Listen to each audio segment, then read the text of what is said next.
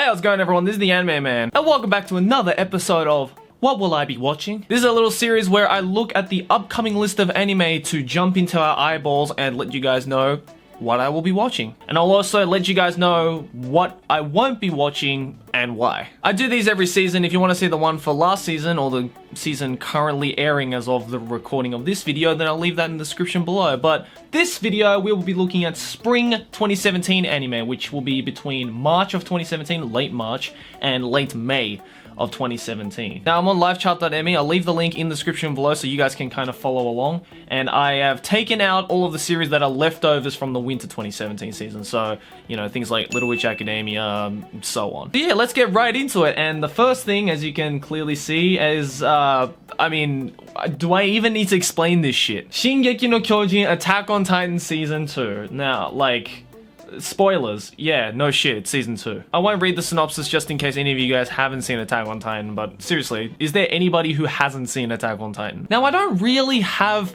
a hugely strong opinion on Attack on Titan. Like, I liked the season 1, like, don't get me wrong, I like Attack on Titan, but I didn't think it was amazing. I'm especially worried about season 2, not only because they delayed it a number of times, like this shit was originally supposed to come out last year sometime, I believe. I mean, I read past where the first season ended, like in the anime, or in the manga rather. I read the manga after where it ended season 1, and I can tell you, it's not that great. I don't know if it's just me, but Attack on Titan, after where season 1 ended, it kind of spirals out of control, but not in a good way, like in a narrative way and in like a characteristic way. They add so much new shit so quickly that you're just like, what the fuck is going on right now? And obviously the anime is going to follow that from the trailer that I did see, so I'm a little bit worried that there will be a bunch of people who will be kind of turned off from Attack on Titan. But I mean, if you're a huge fanboy or fangirl of Attack on Titan, which I know there are a fair number of you, then I'm pretty sure you guys are just fucking frothing at the mouth right now. What I find absolutely hilarious, and I find it really funny that it became a meme to this point, is that first episode is airing on April 1st. So the question is it even coming out at all? Is Wit Studios being Wit-y?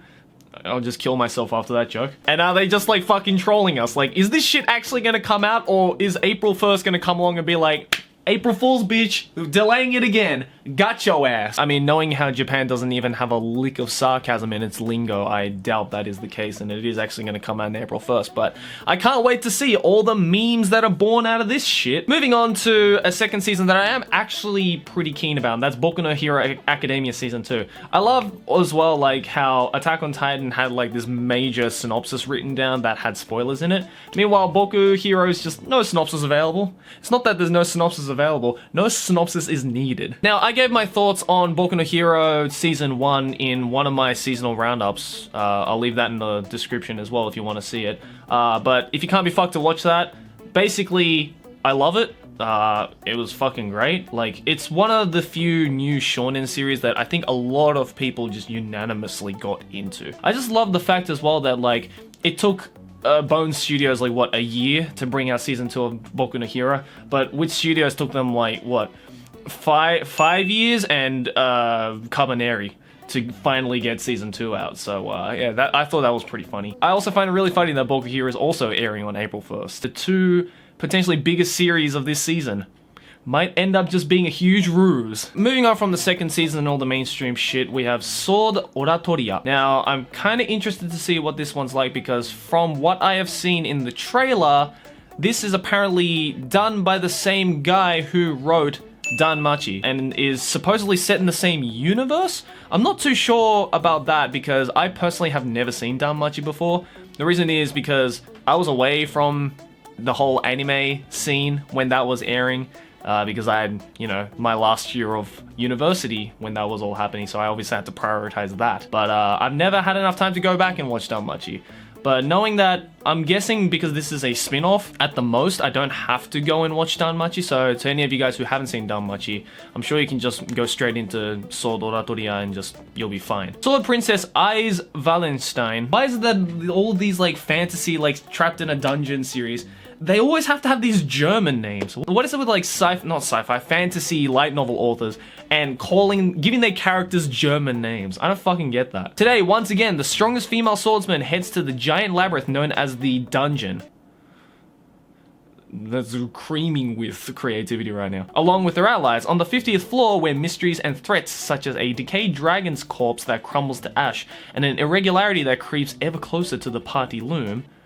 Being broad as shit right there. Ice calls for the wind and heads deeper into the darkness of the dungeon. Eventually, she finds herself meeting a boy for the first time. Are you okay? In the labyrinth city of Oratoria, the contrasting stories of... Wait, that was a weird fucking sentence. In the labyrinth city of Oratoria, the contrasting stories of the boy and the girl intersect.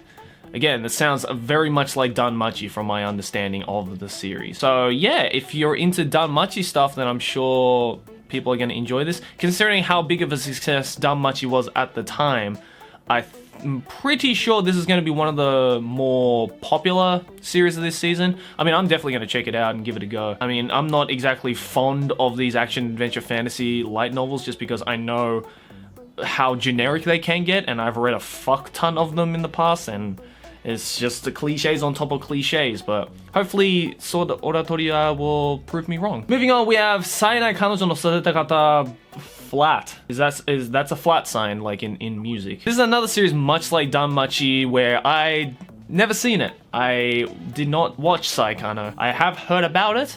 A lot of my friends love it. Some of my friends do not love it, so it's one of those mixed series. But there's a second season of it, so to people who are keen, or to people who did enjoy the first season of Saekano, then I'm sure you guys are again frothing at the mouth. Am I gonna watch this? Probably not, since I haven't seen the first season of Saekano, and I don't know when I'll ever find the time to watch Saekano.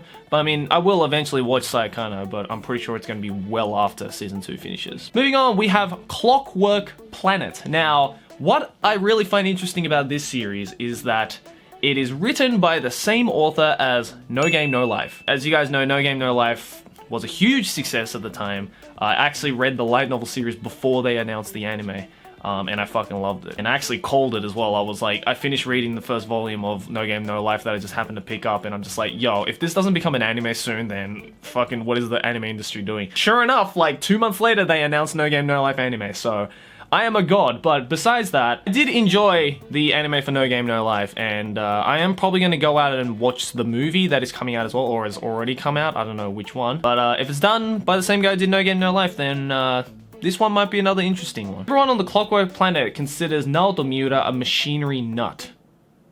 As in he's got, like, mechanical testicles. Every moment of every day, he has his mind on gears and his hands tinkering with delicate mechanical motors. Delicate mechanical motor.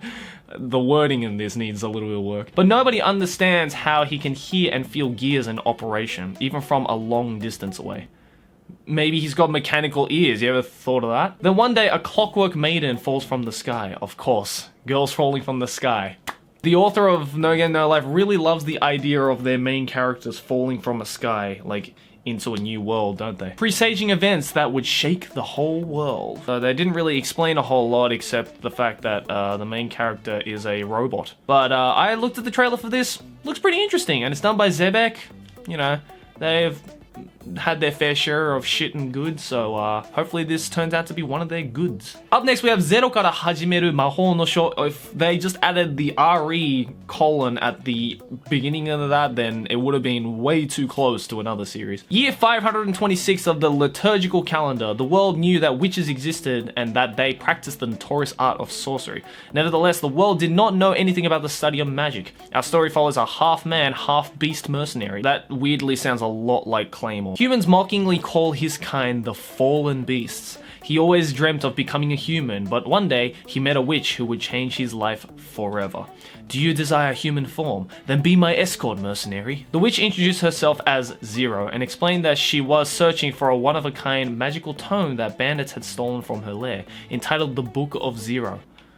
How convenient. The grimoire supposedly contained valuable magical knowledge that could be used to effortlessly bring the world to its knees. Thus, in order to realize his dream of becoming a human, the mercenary must accompany Zero on her journey, despite her being one of the witches he so loathed. This is a story of a haughty sorceress and a kind-hearted beast. I am always a little bit cautious when it comes to these action-adventure fantasy light novels, just because, again, you know, there are so many of them. It's so fucking repetitive. Like, already in this list, this is the 6th series and there's already, what, 3 already? I think you can kind of start to see why I become a little bit cautious, especially because a lot of them are quite shit. But again, just because I'm a little bit worried about this series doesn't mean I'm not going to go out and at least give it a go. And I think that's what's the most important thing. I'm reserving judgment until I watch it for myself and I give it a go. Up next we got...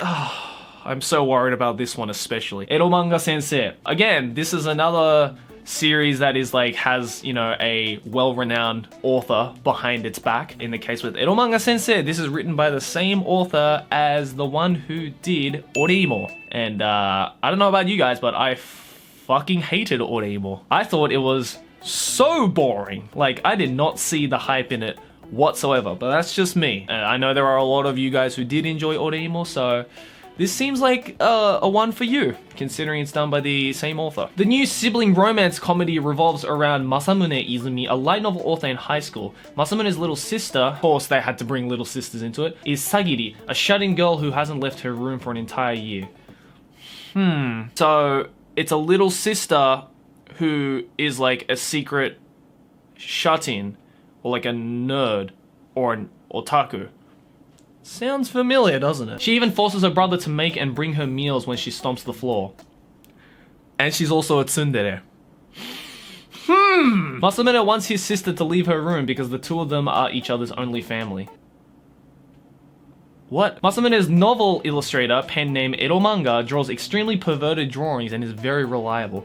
Masamune had never met his illustrator and figured he was just a disgusting perverted otaku. However, the truth is revealed that his Eromanga-sensei is his own younger sister. She is a shut-in, she is a like secret pervert, she is an otaku, she is a younger sister, and she's a tsundere.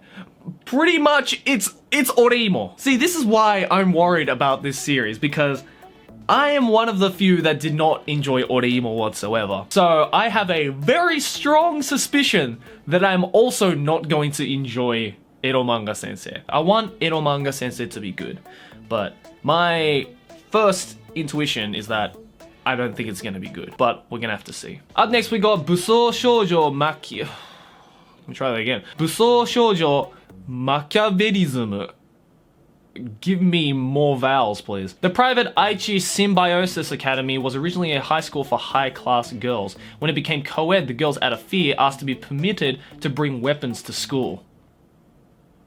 Jesus Christ. When that was enforced, a 5-member vigilante corpse-like organization called the Supreme Five Swords was also formed. Also, someone apparently forgot to call the goddamn police. After many generations, the Five Swords eventually became a group which corrected problematic students. Corrected. And the academy started proactively accepting such students in order to correct them. Nomura Fudo was sent to this school after being part of a huge brawl. What will he do when the only options he has after enrolling are being expelled from that school or being corrected the way the rest of the male students there were, by being forced to dress and act like a girl? Whoa, that last bit was a big plot twist. I didn't think there was going to be any cross-dressing involved. It started off with like an Infinite Stratos feel of like, it's an all-girls school with like, that just turned co-ed and the main character is the only dude and he has to like fight through all of this harem shit. And then it straight up just turned into Ouran High School Host Club. I'm not, again, expecting great things from this just because the art style doesn't really catch my eye, but it is Silverlink Studios, and I quite like Silverlink Studios. They've done a few pretty good ones, so I'm gonna give it a go, see what it's like. Hopefully it's good. Up next we have Rokudenashi Majutsu Koushi to Akashic Records. Akashic Records. That's not how you read it in Japanese, but you know, supposedly it become Englishified. Sistine Chapel, attends a magical academy to hone her skills in the magical arts, hoping to solve the mystery of the enigmatic Sky Castle. After the retirement of her favorite teacher, the replacement, Glenn, turns out to be a tardy, lazy, and seemingly incompetent bastard of an instructor. how did he get into this job? Okay, I'm a little bit worried about this one because that synopsis gave me fucking nothing. I'm gonna check this one out because I don't know, I really like the promotional poster of this. It's kind of neat if the rest of the animation does look like this. Also, I've never heard of Leiden films. It seems that the last couple of years, especially like this year, there's been a slew of like all of these new studios coming into the spotlight and be like, hey, we can animate too. I will, again, probably check this out at least for the first couple of episodes, and if I enjoy it, then I'll probably just watch the rest of it. Up next, we got Sin, Nanatsu no Taizai. Now, I thought at first this was a spin-off to Nanatsu no Taizai, Seven Deadly Sins, you know, that series that everyone is obsessed about and I unfortunately haven't read or seen yet. So I was gonna skip this originally, but two things kind of gave it away. One, it says it's an original series, and two, I can't recognize any of the Seven Deadly Sins characters in that poster. What I'm guessing is that it's just had a really similar title, but it has nothing to do with the Seven Deadly Sins. Demon's Ecchi Fantasy, I don't know, it sounds like High School DD. I don't think it's as good as High School DD. I can just tell from seeing this, but might be an interesting ecchi series for those of you who are into that kind of stuff, so I might give it a geese. Now, I'm just gonna show this one off, but I'm not actually going to watch it, and that's Boruto, Naruto and the Next Generations. It's the new series, TV series of Boruto. I personally am not a huge fan of Naruto. I did like kind of at first grow up reading it, but it's one of those series that I almost read to the end, and at some parts I was into it, but it's one of those series that I dropped many times, but then I kind of came back to it to be like, all right, I'll give it another go, and then I drop it again, and I'll give it another go, and I drop it again. And the last I read of Naruto was the pain arc, at the end of the pain arc. So I know nothing about Boruto. I honestly don't give a shit about Boruto, to be completely honest with you. But I know there's a lot of Naruto fans out there, so I'm completely fine with that. And it's kind of cool that it went from movie to like proper series. I'm sure this is going to be another one of those series that's going to be like high up there in the popularity rank with, you know, Attack on Titan and Boku Hero. You know what? That's fine. Go for it. Just know I probably won't be watching it. Up next, we have Renai Boukun. Now, what is really funny is that Aki, my girlfriend, brought this to my attention because the only way to describe it is like a harem ecchi version of the Death Note. A kiss note is a powerful notebook that makes anyone who has their name written together will instantly fall in love if they kiss each other regardless of any circumstances. Really. This magical and very familiar item, belongs to an angel named Goody, whose job as Cupid is to create couples. However, she accidentally writes down Ai no Seiji, a regular high school student, and unless he kisses someone, Goody will die. She convinces Seiji to go kiss his crush, Hiyama Akane, the school's popular girl, who turns out has even stronger feelings for him, bordering on obsessive and psychotic. Oh, good. Eventually, Akane and Seiji come together, but not before Goody decides that she likes Seiji as well. What seems awesome to most guys becomes hell for Seiji, who just wants a normal relationship with girls. Oh yeah, I'm sure a harem is fucking terrible and no guy would ever want it. I'm actually gonna check this out because it sounds so stupid that it might be entertaining. You know, like, you know the whole, like, so bad that it's good movies, like The Room or Sharknado? Like, I feel like this anime is gonna be like one of those. It's gonna be so dumb that it's gonna be good. I'm hoping it just doesn't turn into a shitty, ecchi harem series. So far, the art style isn't really impressing me. Looks kind of generic if you ask me, and the characters look kind of generic. But, you know, don't let an art style fool you. Some really generic looking series have turned out to have fantastic stories, so this might be one of them. Skipping a few here, the next one I want to show you guys is Shuumatsu Nani Shitemasu ka? Isogashii desu ka? Sukutte Moratte Ii desu ka? I've seen anime that ends in a question mark.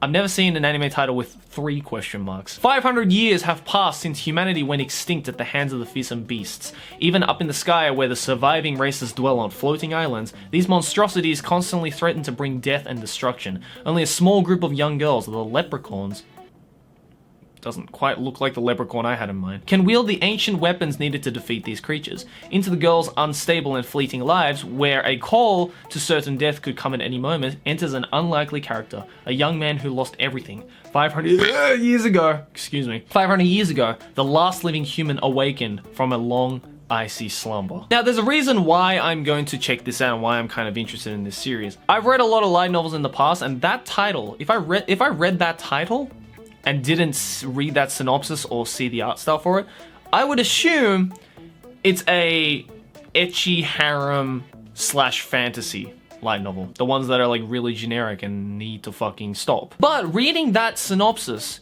and reading the genres and seeing the art style, and I actually flipped through a few of the pictures from the original light novel series, it doesn't seem like that at all. I feel like this series is going to be one of those series where it has like a major kind of tone shift to it, kind of like the way that Gakkou Gurashi did it between moe and horror. Like, it's gonna have one of those like really radical tone shifts to it that's gonna, I think, make it quite interesting. I'm gonna say right now, it looks pretty cool. I think this is gonna be one of those series that I'm actually gonna quite enjoy. But again, I could be wrong, and in a lot of these What Will I Be Watching episodes, I am proven wrong on a number of occasions. Some shitty series have turned out to be good, some good series have turned out to be pretty shitty, so I'm hoping I'm not wrong with this one. Up next we got Sakurada Reset, done by David Production. I'm sorry, I know I'm pretty bad at coming up with names myself, but David Production. Really? We had Studio Nut this season doing Youjo Senki, now we have David Production doing Sakurada Reset. Someone needs to come up with better studio names. Nearly half the population of Sakurada, a small town near the Pacific Ocean, has some sort of unique power. These powers range from being able to enter the mind of a cat, because why not, to resetting the world back to a certain point in time in the past. Guess who has the more superior power? There's a group known as the Kandi Kyoku that controls and monitors the use of these powers. Asai Kei and Haruki Misora work for their school club called Hoshi Club, okay, which execute any missions received from the Kandi Kyoku. Misora has the ability to reset the world 3 days. This means that all events and any memory of the past 3 days that could have happened never happened. Kei has the ability to remember the past. Even after Misora uses her powers to reset the world back 3 days, Kei will retain those 3 days in his memory.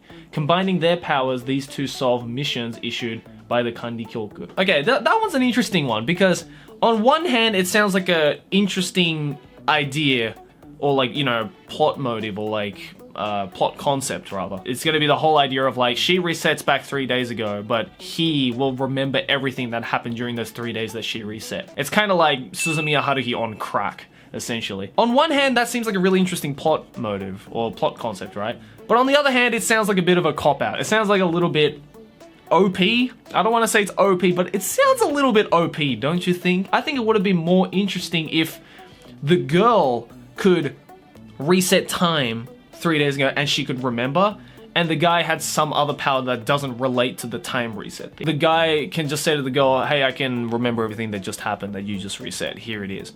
And once she understands that, it's all well and dandy. Unless she's resetting the same 3 days over and over and over again, which could happen, which otherwise would make it from a cop-out to an interesting series. So I'm gonna give this one a go. Up next we have Recreators, and this one I think has the most interesting synopsis. Humans have created many stories. You got a firm grasp of the obvious there. Joy, sadness, anger, deep emotion. Stories shake our emotions and fascinate us. However, these are only the thoughts of bystanders. But what if the characters in the story have intentions? Then that would make a story, inevitably. To them, are we godlike existences for bringing their story into the world? Our world is changed. Mete out punishment upon the realm of the gods. In Recreators, everyone becomes a creator. You know what this sounds like to me? This sounds like if Evangelion, Puella Magi Madoka Magica, and Kiznaiva had a fucked up orgy and the baby is recreated. Sounds like so philosophical and so meta, to the point where the series is starting to question the way that the characters are written in a story. Again, I'm gonna check this out just because it sounds so fucking ridiculous that it might be good. And I'm not really opposed to mecha all that much. I'm actually quite a fan of mecha series, especially if they're done well. And for some reason, mecha series always seem to take that psychological route. I don't know if it's because of the Evangelion wave, but yeah,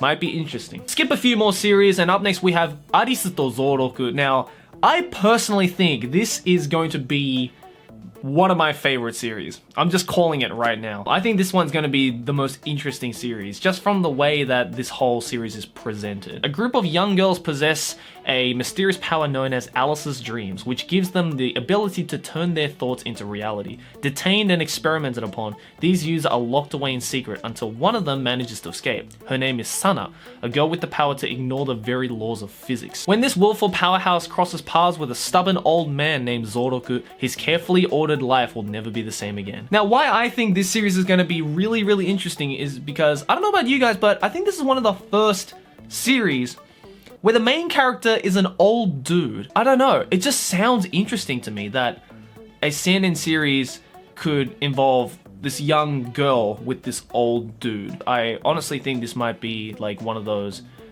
like series that it's not exactly popular with everybody, but I think I'm personally going to enjoy it. I think it's going to be like the Sweetness and Lightning equivalent to the Spring 2017 anime season, so I'm pretty excited for that. Up next we have Tsuki ga Kirei, done by Feel Studios. I haven't seen Feel Studios in a while. Futaro Azumi and Akane Mizuno became third-year students in junior high school and are classmates for the first time.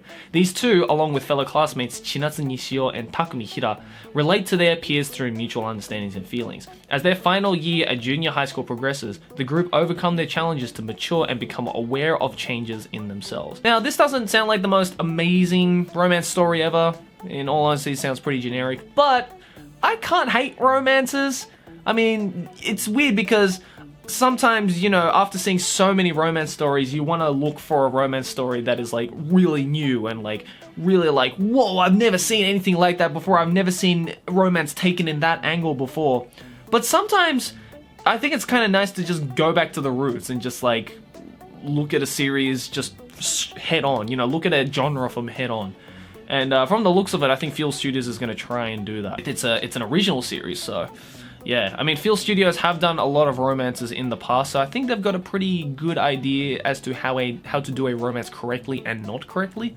So hopefully they don't fuck this one up, but I think it'll be worth a shot. Up next we have Hinako Note, which is a comedy slice of life, obviously going to center around the moe, blob, you know, CGDCT, cute girls doing cute things type of trope, done by Passion with an E at the end. That's how you know they have a lot of passion. Hinako's a shy little girl whom animals are instinctively drawn to. Because of this, Hinako works as a scarecrow to keep said animals away from the crops in a neighborhood field.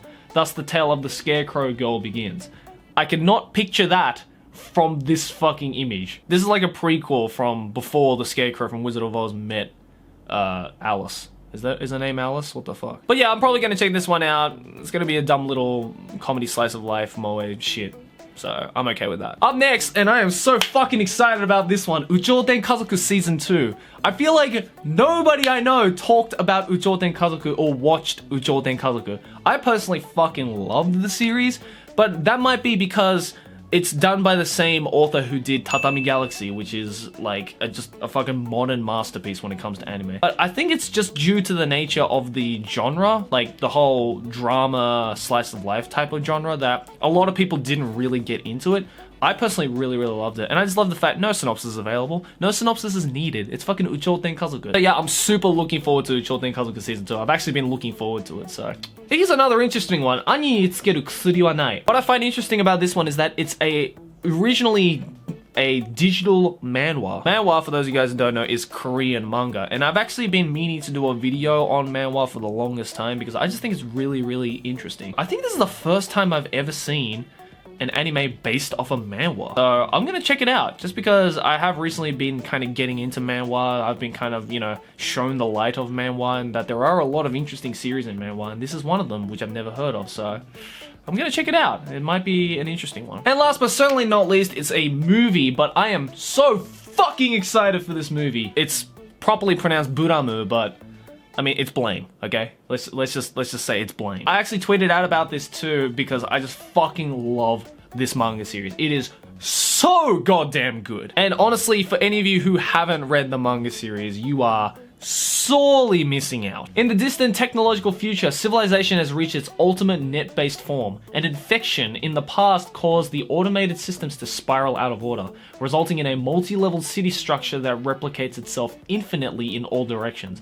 Now, humanity has lost access to the city's control and is hunted down and purged by the defense system known as the Safeguard. In a tiny corner of the city, a little enclave known as the Electrofishers is facing eventual extinction, trapped between the threat of the Safeguard and dwindling food supplies. A girl named Zuru goes on a journey to find food for her village, only to inadvertently cause doom when an observation tower senses her and summons a Safeguard pack to eliminate the threat. With her companion dead and all escape routes blocked, the only thing that can save her now is the sudden arrival of Killy the Wanderer on his quest for the net terminal genes, the key to restoring order to the world. How fucking cool does that sound? No, in all seriousness though, I am so fucking pumped for this movie. I watched the trailer just then, and I was a little bit shocked that it is 3D, like it is going to be a fully 3D anime, as it is done by Polygon Pictures, who specializes in 3D animation, but it is known in the kind of anime industry and the manga industry as a series that was said to be impossible to turn into an anime, just because the world is so broad, and as you guys know who have read the manga, the art is so fucking intricate. But I'm just glad that Polygon Pictures was like, you know what? Fuck it, let's do it, my boy. Finally, it is going to become a movie, and it's going to come out mid-May, I believe. So you bet your fucking ass I'm going to go see that movie for sure, my boy. But guys, that's going to do it for this episode of What Will I Be Watching for the Spring 2017 anime season. Let me know in the comments below what you guys think. What series will you be watching? What series you won't be watching? And let me know your thoughts and opinions on the series that I may or may not potentially be watching. Also, if there are any series that you think I did miss out on this list that you think I should go and at least check out, then let me know in the comments below. Anyways guys, thanks for watching. As always, like, favorite if you enjoy, subscribe.